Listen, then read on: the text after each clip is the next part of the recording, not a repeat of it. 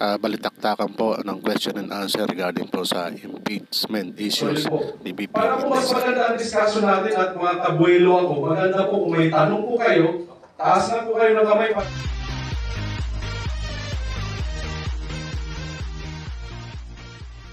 Okay, good morning po sa lahat.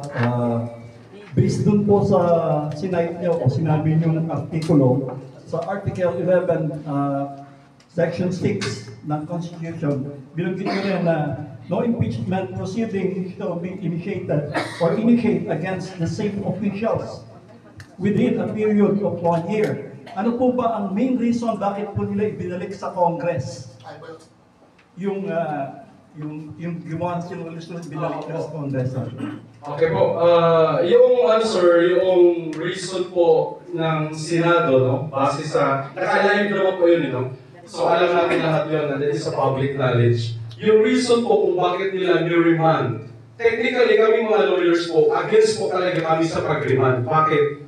Kasi po, dito po sa mamaya madaanan po natin, ang inuutos po na ang Constitution, dalawa lang ang pwedeng gawin ng Senado kapag inangat yung impeachment sa kanila. Dalawa lang.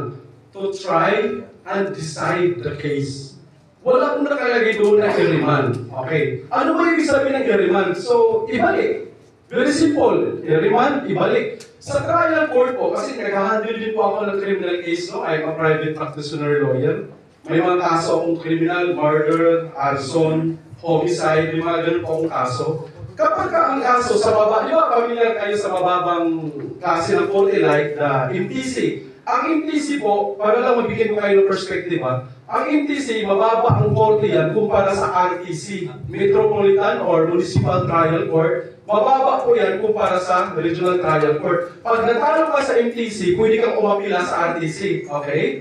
Pag ikaw ay umapila sa RTC, at medyo nalalabuan yung judge sa RTC, pwede nang i-remand yung kaso sa MTC. At sasabihin niya, ayusin mo muna yan kasi may na-overlook ka na facts of the case. Kumpara, okay, hold yan. Kumpara natin dito sa Senate. Bakit nila ni-remand sa lower house? Mali po yun. Bakit po mali? Napakalinaw po dito sa Constitution. Well, nakabisado ko siya, pero para lang malaman po ninyo, sinasabi po dito sa Constitution na dalawa lang ang pwedeng gawin ng mga senators, yung 24 senators natin. Ang gagawin lang po nila, try, decide. Wala pong sinabi doon na mag-lawyer ka doon sa akusado o sa respondent. Wala po doon. Bakit? Bakit sila nag-lawyer? Napakamali. Bakit? Number 1, ikaw na judge. Ako yung judge, no? Well, ako alam ko to. Kahit saan ako ipatawag, alam ko to kasi nagpa-practice ako sa trial sa criminal case. Kapag ang judge, hindi siya pwede mag-motion para sa favor sa akusado. Motion to dismiss, kalukuhan yun. Baka ibang libro binasa nila. Hindi po ganun yun.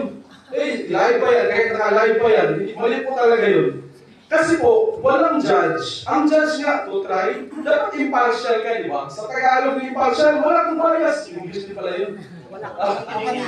Wala kang inikilingan.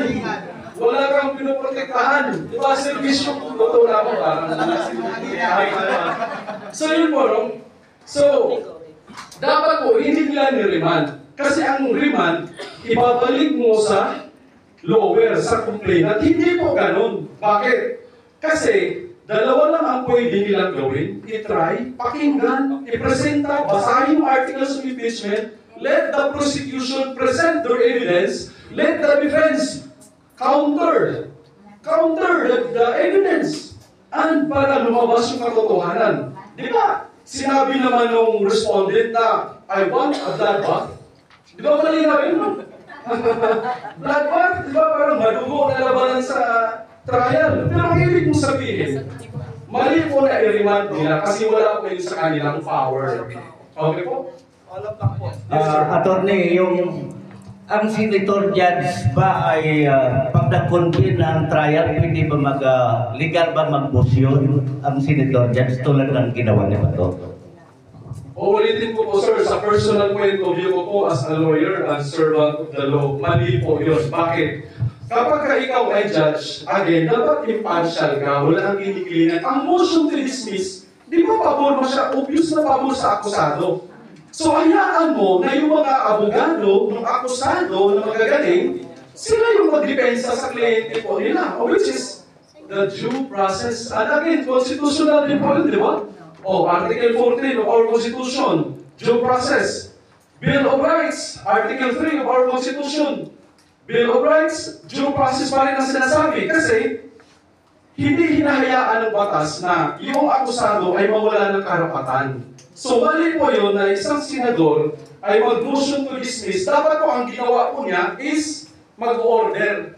Kasi ang decision ng isang senador ay subject for votation, di ba? Hindi naman siya mag-decide sa buong sa buong plenary po, di ba? Isa lang po siya. So, ang kanyang suggestion ay pagbubutuhan pero so mali po yung motion to dismiss. Dapat nag-order siya ng dismissal and let the 23 senators agree or disagree to his or her Kasi ang ginawa naman ni Senate President na pinagbubutuhan, legal din ba yun?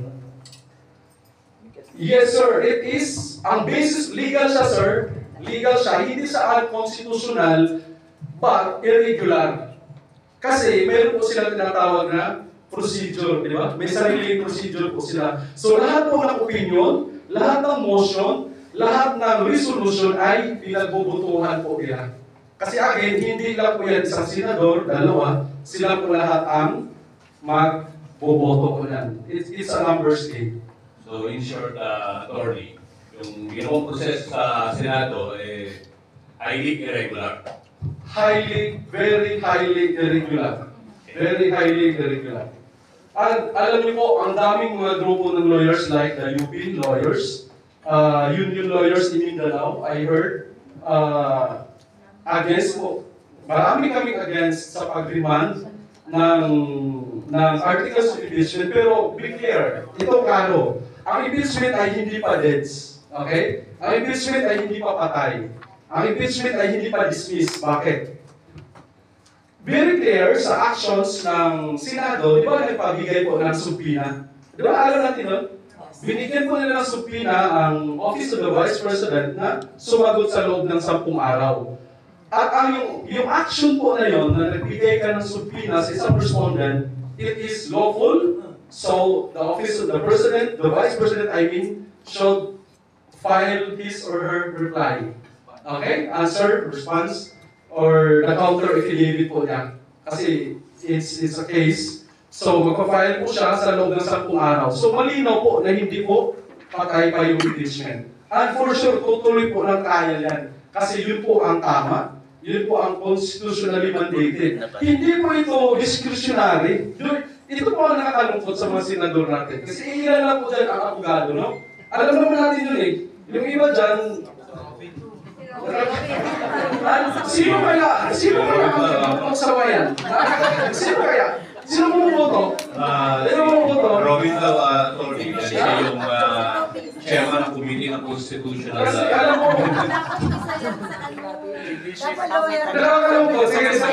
Sige, follow-up question lang po. No? I am not a lawyer, ano po. I'm just guided by the spirit. I hope you still remember who's the son of a bitch. I'm sorry. Okay. Impeachment proceedings are initiated when a verified complaint is filed against filed and referred to the Committee on Justice. Di po ba na-file na? Pero po meron tayong word na forthwith. Hindi po nila ginamit. So, daka-daka o dagli ang pagtugon doon sa verified complaint proceeding. Pero wala pong ginawa. Are they liable for their action? Those senators who, yes, sir. Categorically, I will answer your question. Yes, they are liable. Kasi po, napakalinaw po doon sa 412. Ito pong isang last slide ko dito. Ito pong tao ito nandito sa slide, si former retired Associate Justice Adolfo Ascuna. Siya po yung nag-draft noong ginagamit natin ngayong Constitution kasi napakalakas pa po ni retired justice. Sabi po niya, it was I who drafted Article 11 of the Constitution. Siya mismo, kasi kasama siya nung araw, nung ginawa ko yan with the time of the former President Corazon Aquino. No? I also wrote the procedural section including the word forthwith. And it is precisely meant to mean immediately and without unreasonable delay, or in the national language official version, agad-agad. So, your question, sir, kung may na-violate yung ating Meron ba silang Senate, yes, they are liable. They are liable. What are their sanctions? Their sanctions is, number one, pwedeng mag-file sa Ethics Committee. Di ba? Para tanggalin ang senador, mayroong provision din sa ating batas, hindi sila impeachable. Okay? Pero para tanggalin ang isang senador, sila po ay filean mo ng ethics complaint sa Ethics Committee ng Senado. Opo. Yun po ang paraan para tanggalin po sila. And of course, during the election. Kaya tanong ko nga, sino nag-upo sa mga yan? Kasi ako, hindi ako bumuboto. Ha? Nakakalungkot kasi yung trabaho nila, ito problema sa mga Pilipino Ang trabaho ng mga mambabatas, gagawa ng batas, di ba po? Napakalinaw. Pero itignan mo yung mga nakaupo ngayon, mga negosyante, mga artista, mga sikat. Ang trabaho mo nagagawa ng batas, tignan mo sa plenary pag nag-debate. Ang mahusay na mag-debate dyan sabihin ko na, si Senador Coco Pimentel, napakagaling. Kasi abogado, marunong. Diba, konstitusyon ang sandata niya kasi we are governed by laws, not of men. Yun po, sir. I hope malinaw po yun na yung agad-agad na yan talagang naabuso. Kaya po, kung may mag-question man sa ginawa ng mga senador, pwede po pumunta sa Supreme Court para po magtanong. Okay po? Any questions? Yes. Meron tayong alagkat ni Atty. Rivera, accommodate ko siya ng 2 tanong and then magpapatuloy tayo sa nakahandang mga questioning.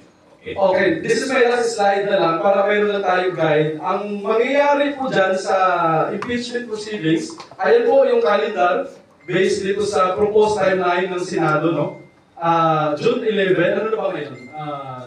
17. So kasi, pasok pa ngayong araw doon sa 10 days na pag-answer ng ating Vice President, sasagot pa po siya. Nung kaya magsasubmit siya ng answer within 10 days. Then after that, reply the prosecutors within 5 days po yun. After the expiration of the 10 days, that's the process po, no? 5 days. Then, June 23, morning, submission of trial briefs. So, both sides po yan. June 24, presentation of evidence. Yan na po yan, naka-live po yan. Then, June 25, 26, presentation of evidence ng defense naman. Then, June 28, oral arguments, yun, yung debate doon sa plenary ng defense and ng prosecution.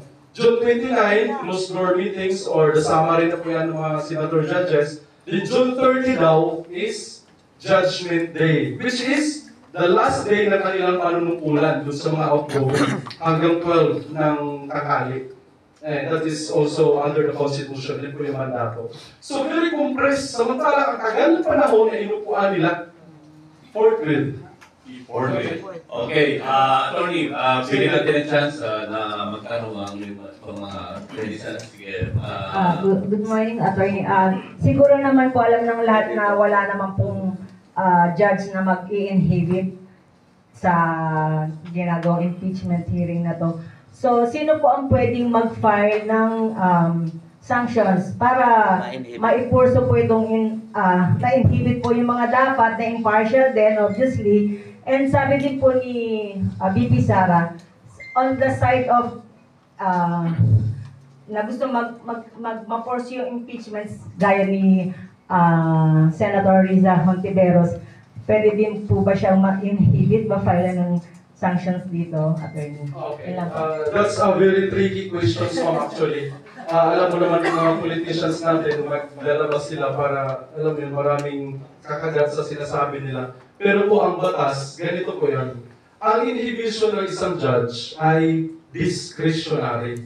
Ang ibig ko sabihin ng discretionary ay kusa gusto kalooban ng isang senador. Pwede mo siyang iimbita na ayaw na natin, magkano tayo, iniibit tayo, pero still, at the end of the day, siya po ang mag-decide. Wala po sa provision ng batas na pipilitin ni Sir na alisin ka para mag-inhibit. Wala pong gano'n. Again, maaalis ka lang po ang isang senador through complaint sa Ethics Committee. And, again, sa election. Yan po yung draw ng ating Constitution. Bakit nga ba may Constitution? Alam ba natin, may history ang Constitution, no? Ang ibig sabihin ng Constitution, the fundamental law of the land, from the Latin word fundus. Fundus means bottom, pinaka-bottom, or the foundation. Wala pong batas, wala pong bansa sa kasaysayan ng ating panahon kung noong araw na walang rules.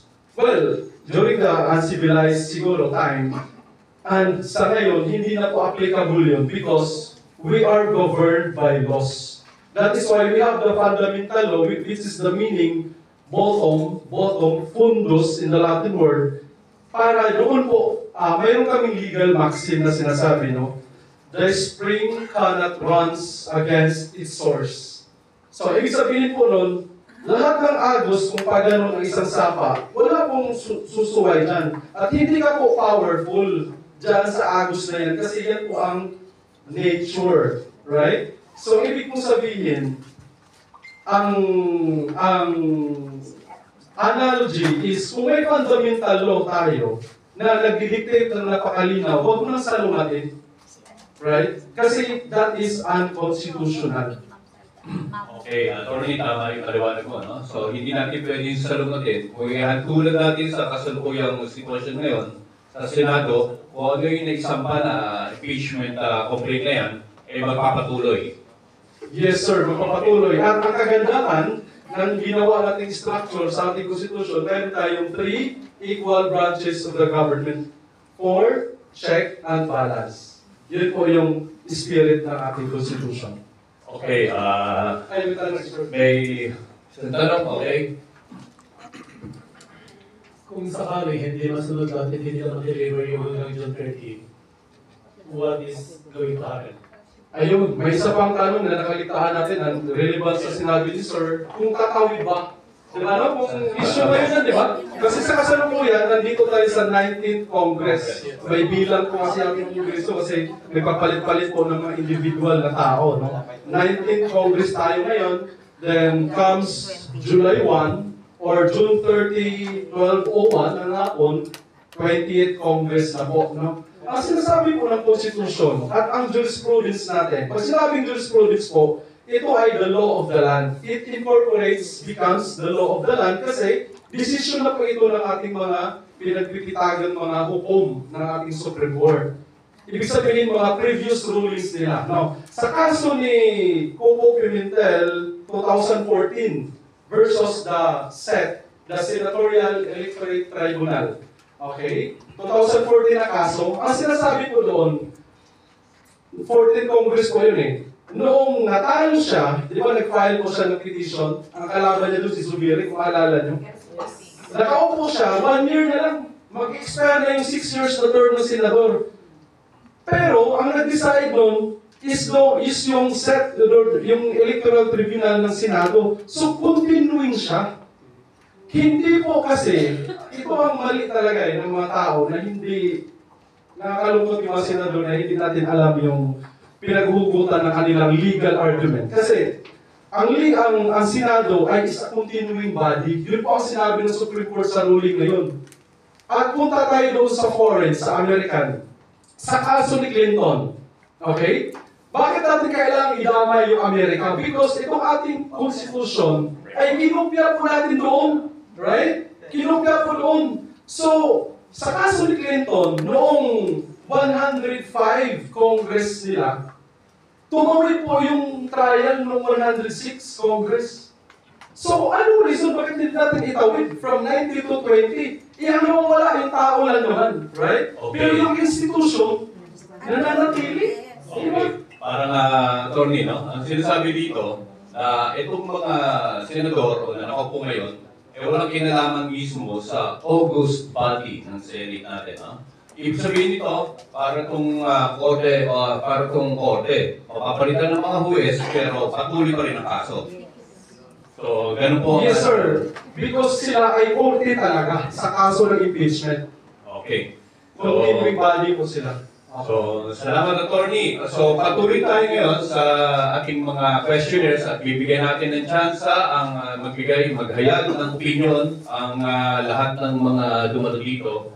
At ang mga katanungan, meron tayong katanungan na nabigyan ba ang mga attendees ng mga questionnaires? So, lahat tayo, katulad ng mga nagdaang mga talakayan, kapihan natin, mayroon tayong 2 minuto na magbigay ng kanyang opinion.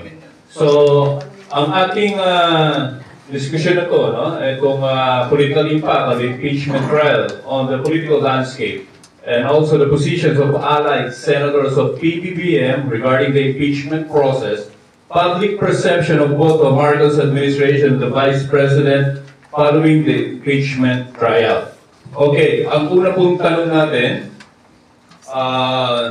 ito po ay, how might the changing Senate leadership and the composition of the 20th Congress impact the trajectory and ultimate fate of the Vice President impeachment proceeding? Nagbigay na ng pahayag si Attorney Neil kanina, no? Regarding yung paglukso o yung continuing process na ito. So, meron po tayong 2 minuto para maghayag ng ating mga opinion regarding sa katanungan na ito. No? Sino po ang gustong magbigay ng opinion? Pakinggan po natin yung dito naman sa kabilang mesa. Okay, Chairman.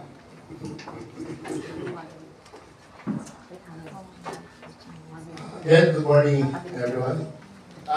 If you could monitor the impeachment proceedings right now, yung ating mga senators, binabanggit nila doon na after na magkaroon ng divide ng House, at nanalo ngayon at bumoto yung 18 na natira 5 na hindi i-remand.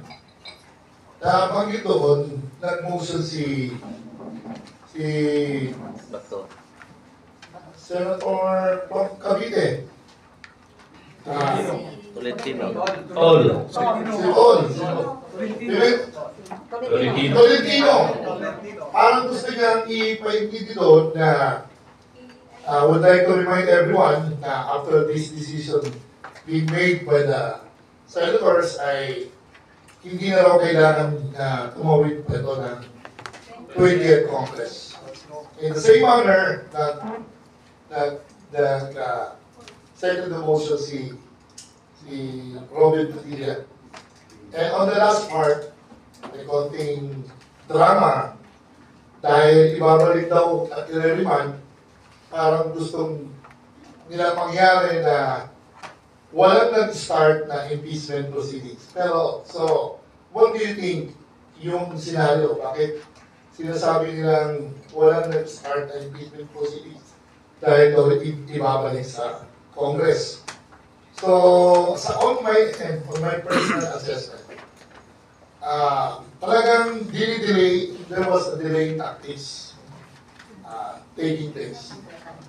Kasi kung mawawala yung bilang at gusto nilang palabasin na hindi natatawid, at ang kinaklaro din ni Contiveros at the end of the debate, na Hotel Academic, daw na lang, ay sinabi niya, ang sagot kagad ni Senator Escudero ay adjourn the proceedings.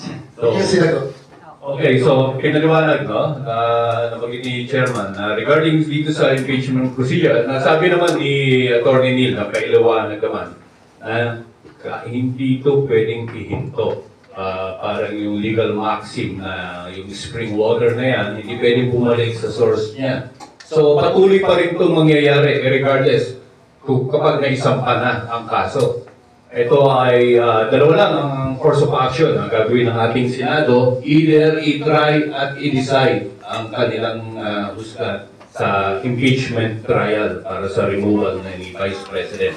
So meron pa tayo ibang mga remarks sa ating mga attendees. Pwede po nating marinig ang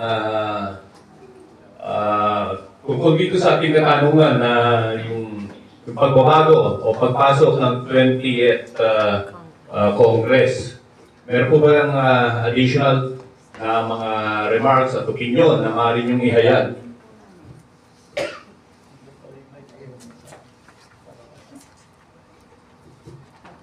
Okay. Good morning. Good morning. Base po dun sa remand na in-apply ni Senator Cayetano, bakit po nila in-agree kung hindi lang pala kasama sa impeachment yon? So ano po, saan siya kumuha ng idea o batas niya na gano'n ipapabalik sa Kongreso? So, tanong ni Engineer, no? Yung pag-remand. So, base sa pagkakaintindi, no? Attorney, ito, personal opinion ko, yung remand na yan, wala natin kasi yan constitutionally. So, it's either illegal or irregular. So, pwedeng gawin yun. Pero, yun nga, ang pagpapatuloy ng trial sa Senado, magpapatuloy pa rin, regardless. Yes. Sige, sir. May last, sir. Magandang umaga po sa inyong lahat. So, ang tanong ko lamang po, no, bakit meron tayong mga senator judges na talagang halatang ayaw nila ituloy sa 20th Congress itong impeachment issues? So, Tony. Sir, alam mo sa politics, ito impeachment, no, it is settled rule na ito ay political actions, right? So kaya sinasabi ng ating Constitution na ang upo ng mga trial judge ay yung mga senators sa kaso ng impeachment. Ang tanong mo is, mga halata sila, right? Bias o views na favor sa respondent or ayaw nilang gawin, gusto nilang tapusin at i-acquit, right? Because, very simple, they have vested interest. May mga sarili silang interest and makikinabang, nahirapan naman Tagalog, makikinabang sila sa consequence or sa result. Why? Because of their aspirations comes 2028 elections. And again, sa Senado, sa ganyang usapin, laging numbers. Di ba po? Alam natin natin, laging numbers ang panalo.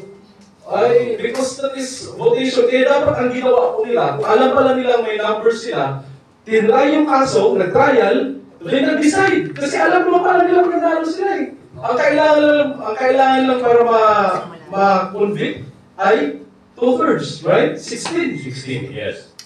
Dapat, ganun Okay, additionally, attorney, no? Kaya nila gustong ipahinto o hindi na ituloy itong impeachment trial. During sa trial, ay magkakaroon ng karapatan, no? Na iwarrant lahat ng ebidensya. Isopina yan. At lilitaw ang presentasyon ng mga nakahandang mga ebidensya laban sa Vice President. So, iyan po yung personal opinion ko na ayaw nilang makita ng publiko.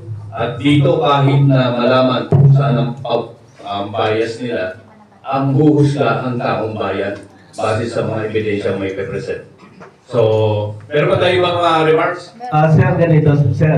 Yes. Ang tanong kung pabor ba na magpalitan sa leadership ng Senate, mas pabor ako doon dahil baka pag napalitan si Escudero ay medyo maganda ng kahit nagdan ng impeachment trial. Tama naman po, pero ang ganito ang proseso, katulad ng bagay ni Atty. Hill, patuloy po rin ang proseso, regardless kung sino po ang umupo.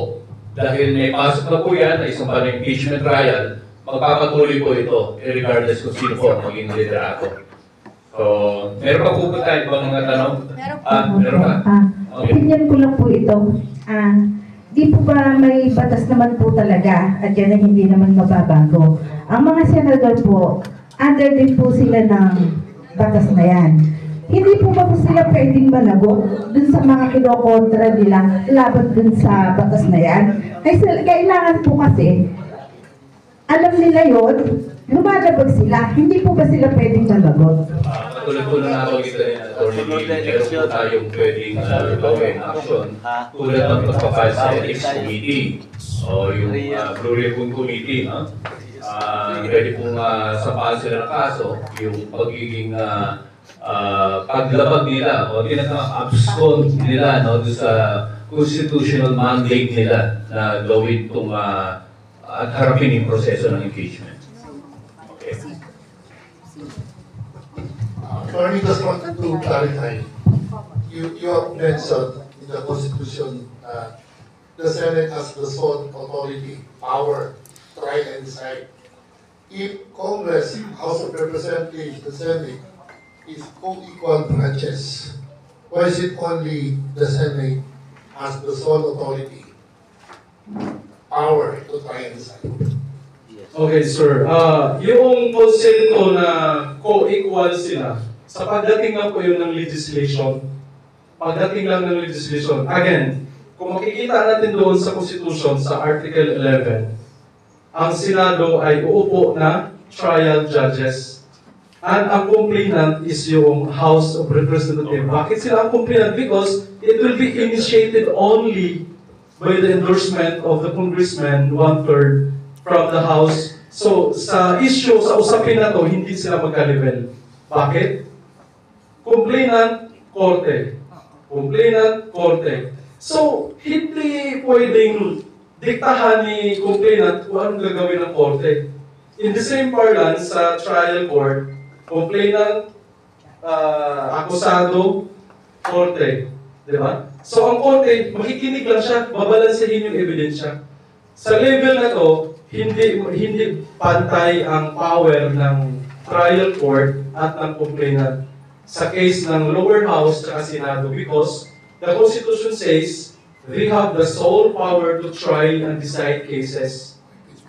Sa impeachment lang. Kasi tandaan po natin na ang function ng Senado sa issue na to ay korte, hindi sila legislation. Kaya di ba nakaano sila? Okay. So, ibig sabihin po dito, yung function nila sa legislative function nila, co-equal, lower house at upper house. That is impeachment. Sa impeachment, magkaiba ang structure as framed in the Constitution. So, kung wala na tayong tanong sa, okay, meron ba? Good afternoon po. Sir, if that would be the case po na manalo po, ma-dismiss po yung impeachment trial. I mean, manalo yung side ng VP Sara.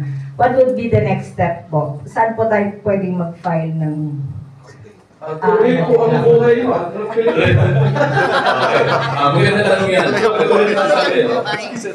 Meron tayo 1 year, di ba? So kung magiging iba ang nature ng impeachment complaint, pwede mo mag-initiate kahit ikaw po ma'am, pwede mag-initiate, may mag-sponsor na congressman, pwede po tayo mag-file ng impeachment complaint. Tapos na mag-endorso na isang congressman para iangat sa Senate for trial. Opo. And in addition po dyan ma'am, kasi feeling ma'am, gigil ka talaga. May magpapile po ma'am ng mga criminal case against the respondent, against the VP. So, kasi ma'am, pwede mong sabayin ma'am may impeachment na ongoing ngayon sa Senado, pwede kasuhan siya ng criminal case. Sa regular court. Yes, sa regular court. Kasi nga, sinasabi ng Constitution natin na ang parusa sa impeachment ay removal lang po sa posisyon. Yung criminal liability, wala po doon. So para ma-pacify ko yung gigil mo, ma'am, pwede tayo sa korte. Sufficient yung evidence para hindi ma-dismiss. Meron po siya na ilang takot. Okay. Huling tanong na, no? Good morning. Para sa last question. Ako gigil dito sa sabi si Otto na yan. So, tatanungin ko na, any Filipino citizen ba can file sa Ethics Committee dito sa pinanggigil-gilang ng 18 senators? Categorically, ma'am, yes. Pwede, basta po may mag-sponsor na isang senador para iangat doon sa committee. Pwede po. At ano ang grounds? Balik po doon sa culpable violation of the Constitution. Di ba nakalagay po doon? Yung gross ignorance of the law. Excuses. So, yun po. Okay. Pwede po. So, patuloy tayo, no? Questioner number 2. Isa pa akong nanggigigil, nakakagigil talaga. Sir Attorney, no? Let's say may tawid po sa 20th Congress itong impeachment trial, no? So, mandato din po ba ron ang forthwith issues? Alam mo sir, yung salitang forthwith, hindi naman talaga dapat pinapahirapan yan eh. Or hindi dapat ginawang komplikado. Kasi sabi nga nung bukay na gumawa pa eh, si retired Associate Justice, immediately ang ibig sabihin niya nun, yun ang nasa utak niya nung dinraft po niya yun. Bakit iniba ngayon ng mga nakaupo? So yun po sir, hindi po mababago yun sir. So, malinaw na hindi naintindihan ng mga senador natin, no? Kung ano yung mandato nila. Dapat ang institusyon natin gawin. So, patuloy tayo. Next question. Okay. Question number 2. How could a strong showing from the Allianza para sa bagong Pilipinas senators affect the BP impeachment process? So, yung mga lineup po ng ating administration na pumasok at na-elect dito sa bagong sa 20th Congress, ano yung magiging impact nila, no? O yung magiging role nila dito sa impeachment process. So, any reaction regarding this?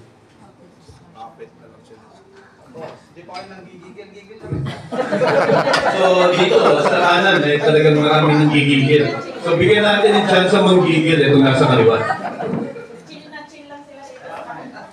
So, mga kasama, tayo po'y bumoto sa ating mga kandidatong ano. Okay. Itanong lang po ako. Sige po.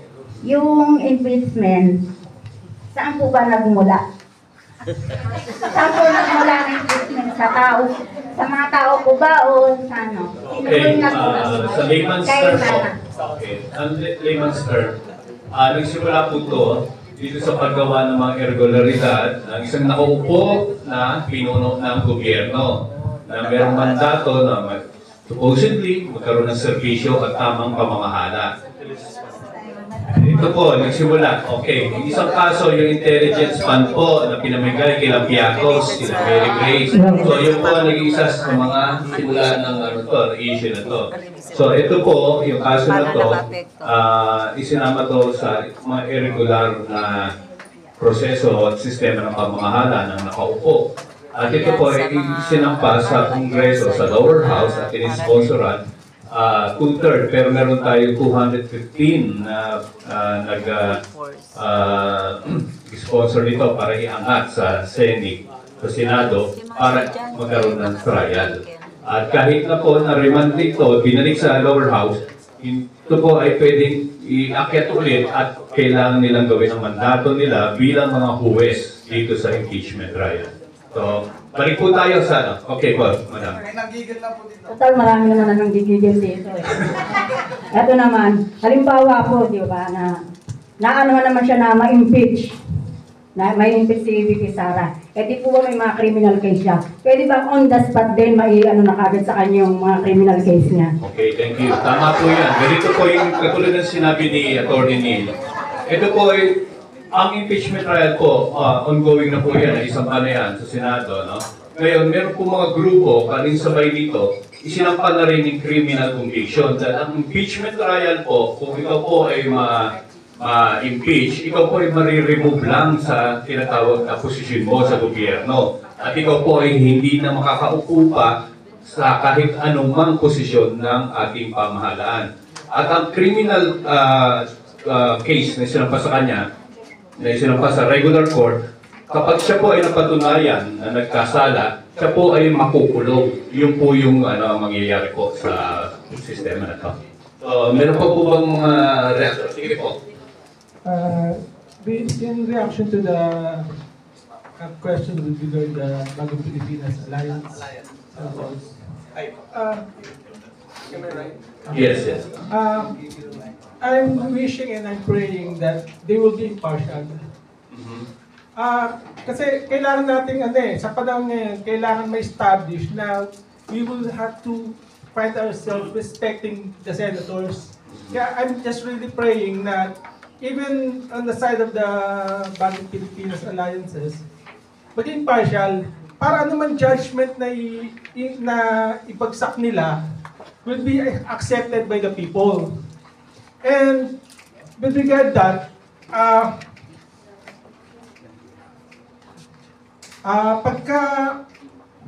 pagka question ang anumang ginawa nila, tao na mag-uusga eh. So napaka-importante yung partiality nila. Hindi natin kailangan silang itulak na maging panic against Duterte. Let the truth speak. Okay. Di ba? So, yun yung pinakamatibay na na may bibigay nila para sa tao eh. Di ba? Hindi maki-question yun eh. As long na yung fact, yun yung pinagpapanigan nila. Kaya on my side, hindi ko ipupush kahit na sinong senador na pumanig o mag-react with regard that. Let them be the best judge. Okay, salamat. Okay, magandang punto to, no? So, ang sinasabi ni brother, no? Ibig sabihin nito, ipagpatuloy yung proseso. Let the evidence speak for itself. Tama po ba? So, yung partiality, dahil naligaw tayo dito, no? Pro and anti tayo dito. So, ang ibig sabihin natin, gawin nila ang kanilang mandato according to Constitution, irregardless ng kanilang political affinity. Tama po ba? So, okay. So, meron pa tayong ibang mga reaction. Okay, bro. Meron lang hounding question, ano po. The latest pronouncement coming from the Senate President, Chis Escudero. The main reason for remanding impeachment complaint to the House is lack of jurisdiction. Paano po yung ma-explain? Bakit po nagkaroon ng lack of jurisdiction? Sabi nga niya, how can we issue summons if we do not have jurisdiction? Okay po, pag usapin po ng jurisdiction, yan po ay sa regular court, yung issue na yan ay very vital, very important para i-try yung kaso, right? Pag sinasabi po niya na walang jurisdiction, kaya na ni-remand sa lower house, it runs against what they are doing. Because, bakit siya nag-issue ng subpoena sa respondent? At that is the express admission na may jurisdiction sila. Right? Kasi nag-issue siya ng subpoena sa respondent at naghihingi ng answer for the allegations based on the articles of impeachment within 10 days. So bakit ka mag-i-issue ng subpoena kung sinasabi mo wala kaming jurisdiction dyan? So, contradictory po, di ba no? Contradicting. So, hindi po yun ang reason kung bakit nila ni-remand. Ang reason nila kung bakit nila ni-remand is nangihingi sila ng certification sa lower house. Oy, kayo lower house, ito ba talaga ay na-comply ninyo yung articles of impeachment?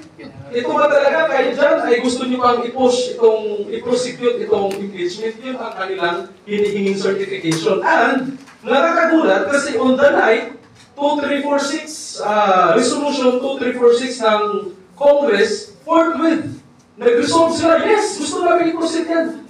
So, di ba, nag-convene agad sila.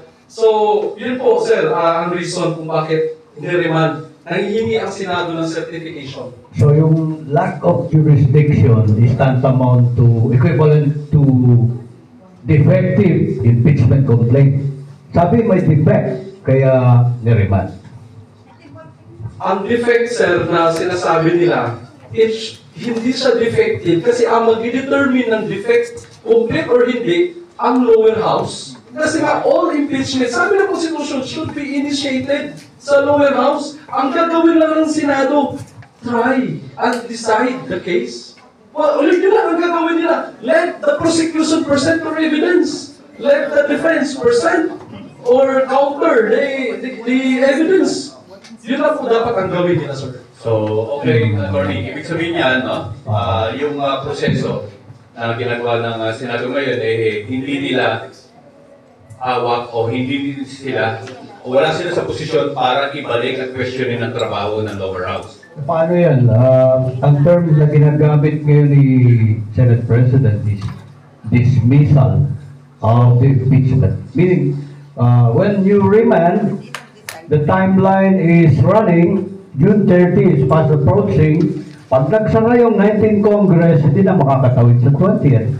Wala pong sa pinaliwanag ni Atty. kanina, no? Wala pong wala pong kinalaman yung pagpasok ng bagong kongreso.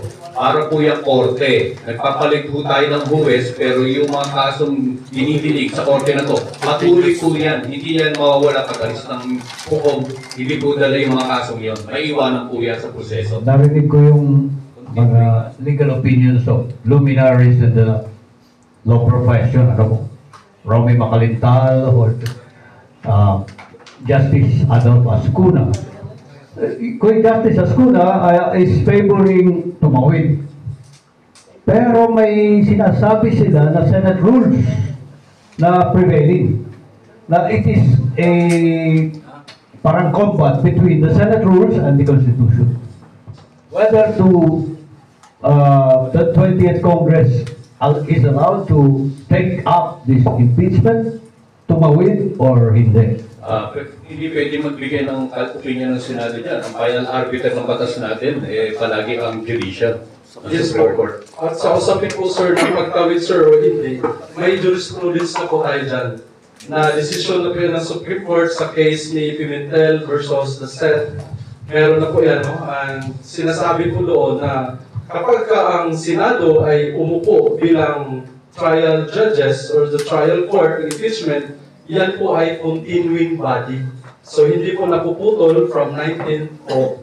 Tuloy po yung proceedings po sa 20th Congress. Ngayon po, sa kaso na ito, kung hindi po talaga nila gagawin yung kanilang trabaho, ay meron po tayong Korte Suprema na pwedeng the final arbiter of our Constitution. Isang layman's observation, Attorney Ferdinand Topacio. Napanood ko yung kanyang vlog. Sabi ni Attorney Topacio, the President has 4.6 billion intelligence and confidential funds. Why the VP, who has only 125 accused misuse or squander na 124 billion? Why the President? Si Ronald Cardema filed a impeachment against the President, Bongbong, but it died easily sa Congress. Kulang sa numbers. Sir, sa usapin, sir, ng graft and corruption or misuse of funds, hindi po, sir, issue ang halaga. No? Settled rule na po yan, na kapag ikaw ay nasa public office, you are accountable. No? Public office is a public trust. So regardless of the amount, ang batas po natin ay malinaw that you are liable. That is why, sa usaping impeachment po, ang inaalis lang po dyan is yung power mo sa kapangyarihan. But the criminal case is tried differently po sa tamang mga korte. Yan po. Okay, patuloy pa tayo sa ating mga questionnaire. Dito na tayo sa question number 3. Sorry po, pero may natin tayong oras. Number 2. Okay, question number 3. Will the Vice President's impeachment trial become a referendum on the Marcos administration, potentially overshadowing the specific charges against her? So, sino po gusto mag-remark regarding dito sa question number 3 na po natin?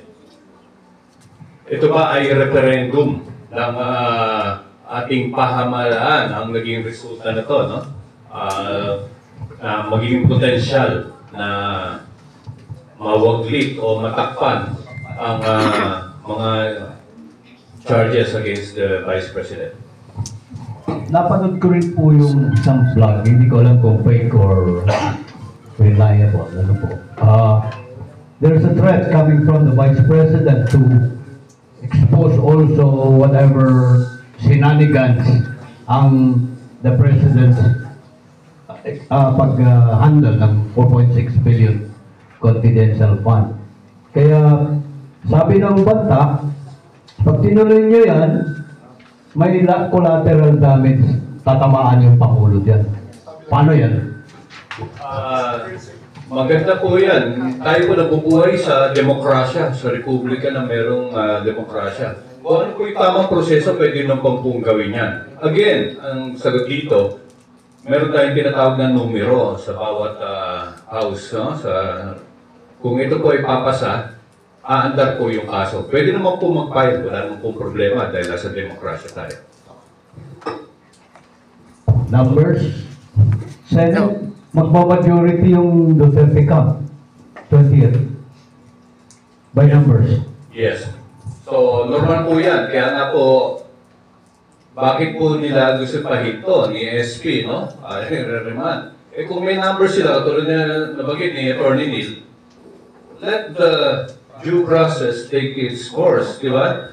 Ilabas nila ang mga ebidensya na makikita ng mga masang Pilipino at doon natin husgahan through senators, no? Para malaman natin kung talagang sila ba ay senador ng Republika o senador ng...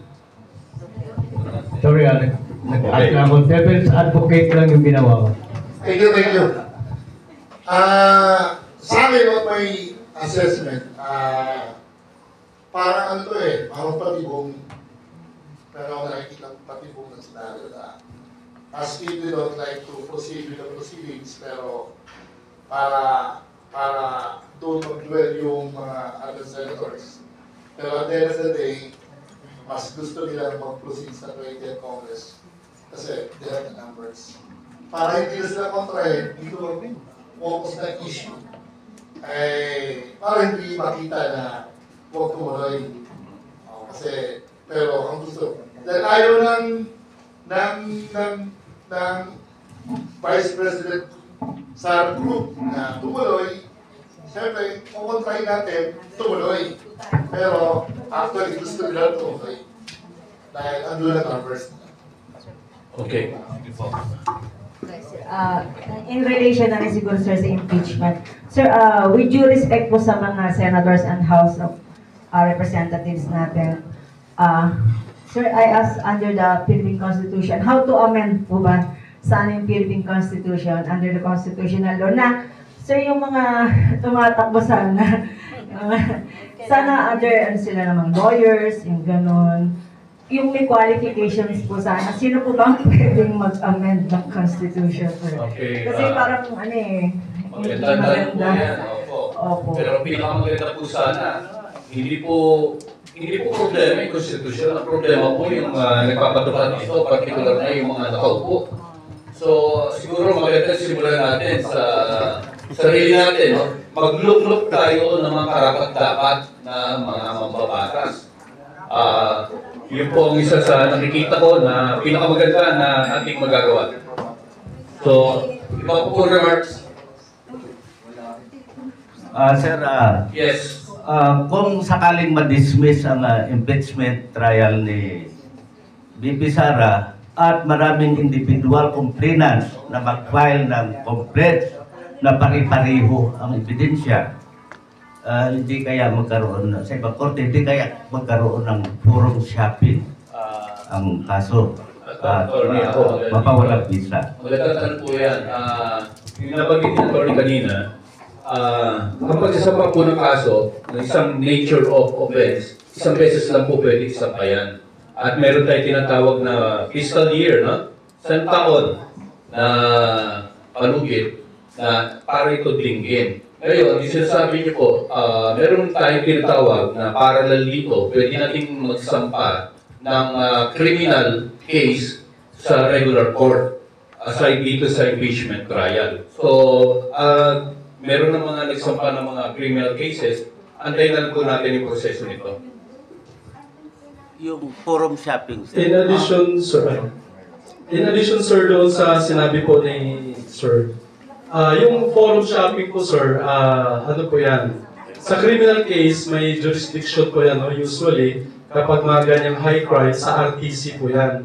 Ngayon po, kapag the same evidence, the same parties, kinoconsolidate po yan.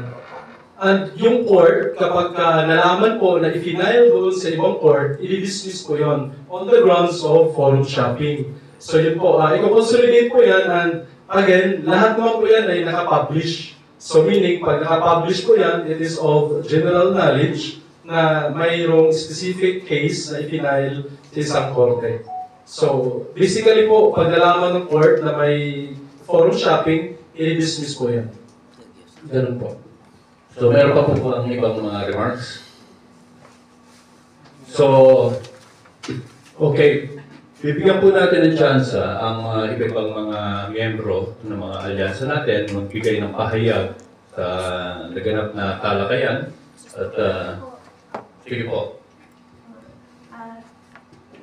Katulad po nung sinabi ninyo na sa atin magsisimula, ano po, na iboto natin yung tama.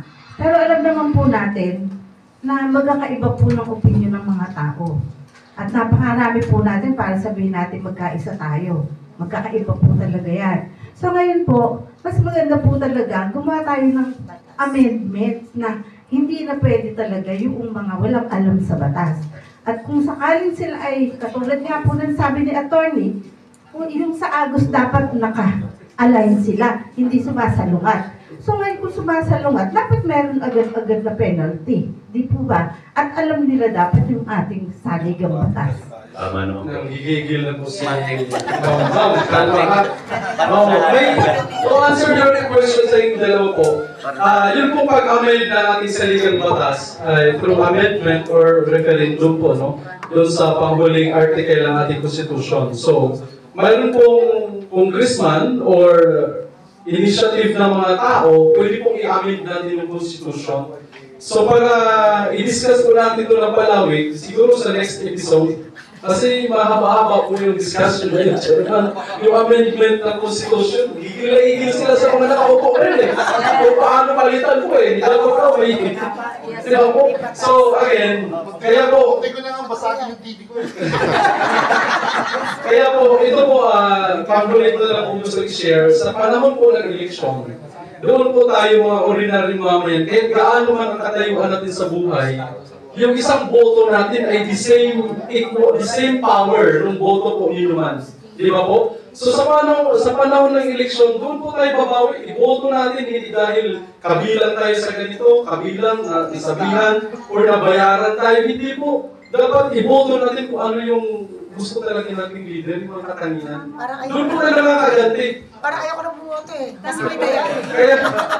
Kaya kung gusto po natin baguhin yung Constitution, dalawa po ang paraan, amendment, amendment, referendum, and initiative. Again, medyo mahaba po yan ang discussion. Next episode nila po yan, ha? Okay?